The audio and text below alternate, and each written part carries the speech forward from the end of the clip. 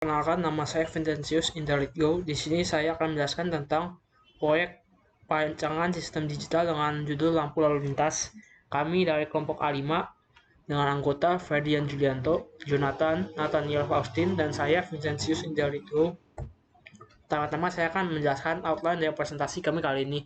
Pertama ada definisi. Definisi itu definisi dari lampu lalu lintas. Lalu penjelasan program itu menjelaskan program kita ini buat ngapain sih. Lalu ada flowchart dari program ini untuk menjelaskan cara kerja dari program yang kita buat secara simpel. Lalu ada kode program yang semuanya penjelasan yang sangat singkat.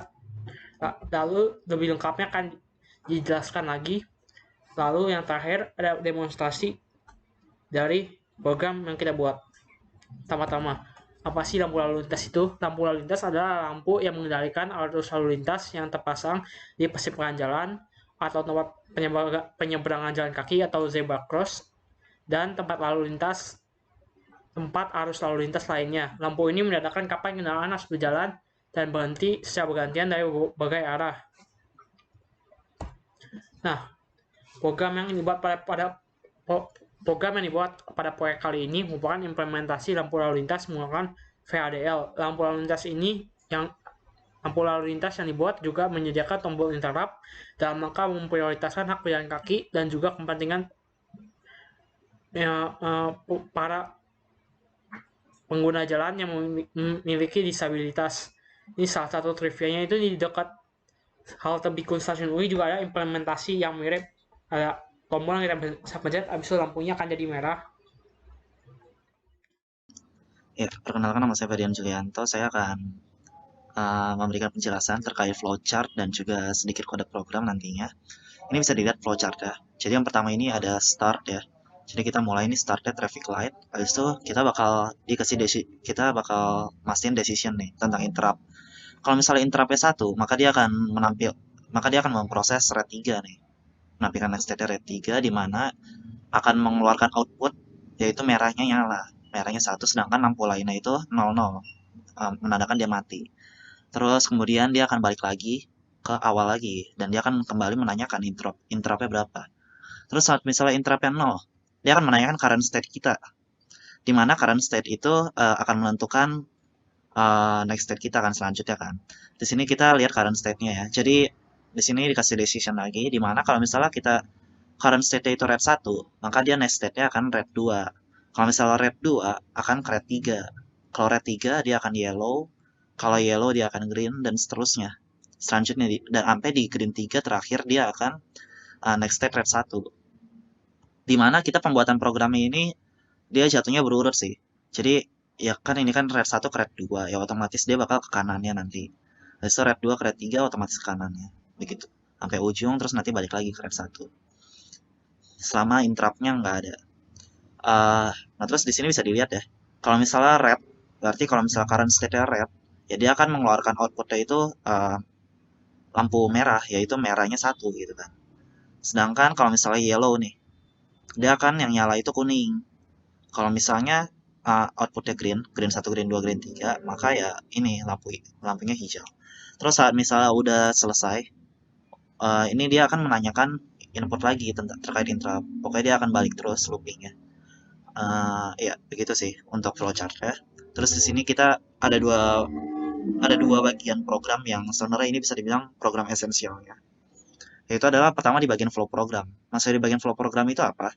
Ya di sini dia cara yang nentuin ke arah mananya. Jadi misalkan ini kan kalau misalnya red 1 terus interruptnya 1 dia akan ke red 3. Kalau misalnya interruptnya enggak 1, which is maksudnya 0, dia akan ke red 2. Begitu juga selanjutnya. Ini sebenarnya nggak cuma 3 ini ya, tapi masih ada program lagi yang lain, yaitu ya saat yellow sama green. Terus di sini ada program lampu ya di mana ya kalau misalnya red 1 yang nyala merah merah doang, kalau misalnya kuning yang nyala kuning doang, kalau misalnya hijau yang nyala hijau doang. Di mana ya ini sesuai sama flowchart kita tadi. Ya, untuk penjelasan uh, review kodenya nanti akan dijelaskan oleh teman saya. Perkenalkan kembali, saya Nathaniel Faustin dan saat ini saya akan menjelaskan sedikit dari kode proyeknya. Jadi, Pertama, kami membuat sebuah entity yaitu merah, kuning, hijau. Lalu entity ini memiliki 2 port input yaitu clock dan interrupt, dan memiliki 3 bit output yaitu merah, kuning, dan hijau.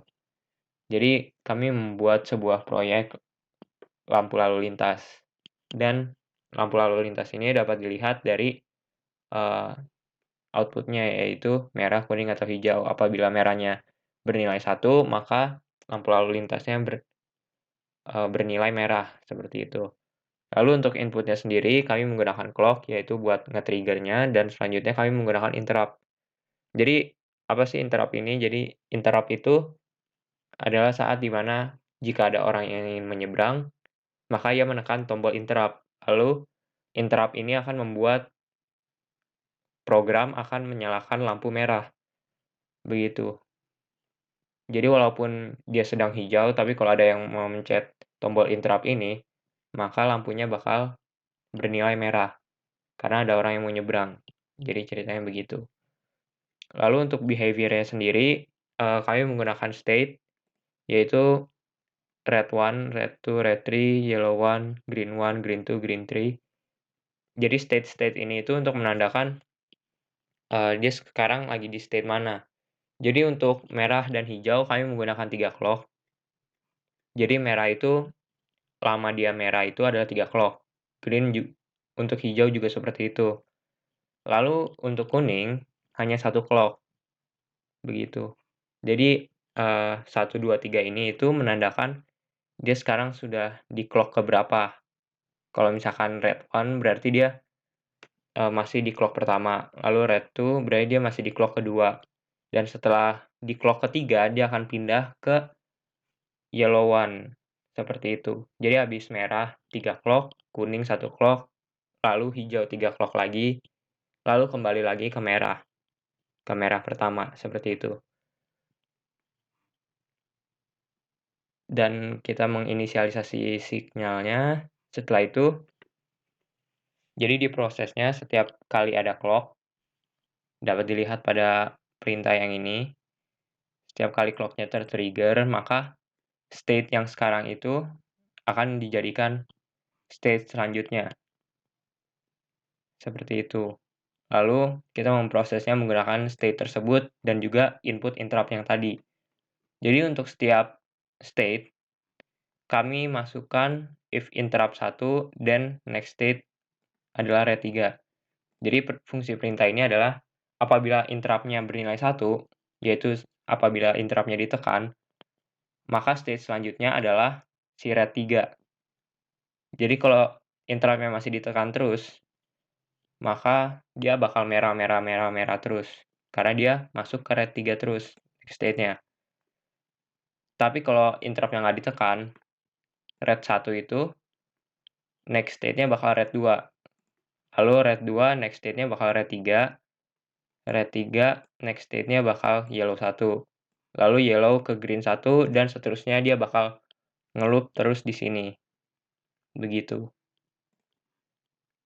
Lalu setelah kami proses, lalu proses selanjutnya adalah untuk menampilkan lampu tersebut. Jadi kalau di sini kita menggunakan case, dan case-nya ini mengambil parameter dari state tersebut. Jadi kalau misalkan state-nya red 1, merah bernilai 1, kuning bernilai 0, dan hijau bernilai 0. Begitu juga dengan red 2 dan red 3. Kalau yellow, maka lampu kuning yang akan nyala, sisanya 0. Apabila green, lampu hijau yang akan nyala dan sisanya 0. Ya, sekian penjelasan dari program ini. Salam sejahtera bagi kita semua. Perkenalkan kembali, nama saya Jonathan dari kelompok A5. Di sini saya akan melakukan demo untuk program yang telah kami buat, yaitu lampu lalu lintas. Seperti penjelasan program sebelumnya, kita bisa tahu nih, kalau misalkan ada 2 input, yaitu clock dan interrupt.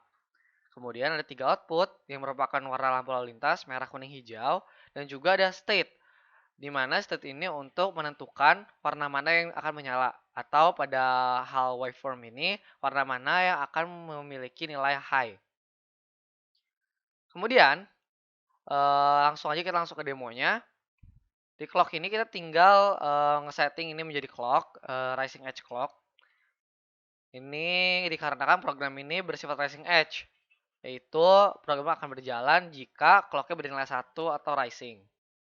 Nah, jika kita langsung run aja. Nah, di sini kita bisa lihat nilai merah menjadi 1 atau menjadi high. Kemudian state sekarang adalah red 1. Nah, jadi pada program ini seperti yang telah dijelaskan, red akan memiliki 3 state, itu red 1, red 2, dan red 3, di mana menunjukkan bahwa red akan berjalan selama 3 clock. Kita langsung aja red 2, red 3. Oke, red 1, red 2, red 3. Nah, di sini nilai red tetap 1. Nilai red itu tetap 1 selama berjalan. Kemudian, seperti yang telah dilihat dari next state-nya, state yang selanjutnya adalah yellow atau kuning. Yellow 1. Ya, di sini nilai merah menjadi 0 dan nilai kuning menjadi 1. Ini artinya lampu kuningnya menyala. Nah, berbeda dengan red, yellow hanya memiliki 1 state sehingga lebih sebentar dari red maupun green nanti yang akan juga memiliki 3 state. Ini juga salah satu alasan karena kan di real life kuning selalu lebih cepat pastinya. Kemudian green. Green seperti red memiliki 3 state juga dan bisa kalian lihat kalau nilai hijau itu menjadi high dan yang lainnya menjadi low. Ini menandakan bahwa green atau lampu hijau menyala seperti itu. Namun ada satu fitur yang bernama interrupt. Namun sebelum menjelaskan fitur interrupt ini, coba kita lanjutkan. Nah, kita lihat nih, dia bakal ngeloop terus dari jadi red, yellow, green, red, yellow, green seperti itu. Tapi jika kita nyalakan, kita buat high interruptnya, maka program ini akan nge-stuck nih di satu state yaitu red 3, di mana dia akan nge-stuck untuk menyalakan lampu merah seperti itu. Jika kita matikan interruptnya, nah dia bakal lanjut lagi langsung ke yellow, ke green. Ini program fitur interrupt ini untuk memperlama lampu merah sehingga jika ada terjadi apa-apa bisa di lampu merahin seperti itu. Oke, sekian aja demonya. Cuma singkat aja sebenarnya, cuma dari loop, red, yellow, green, dan juga fitur dari interrupt itu sendiri, di mana untuk melakukan interrupt atau menghambat state red-nya itu. Sekian demo ini, dan juga sekalian menutup presentasi kami. Jika ada kata-kata yang salah, mohon dimaafkan. Terima kasih atas perhatiannya. Sekian dan juga terima kasih.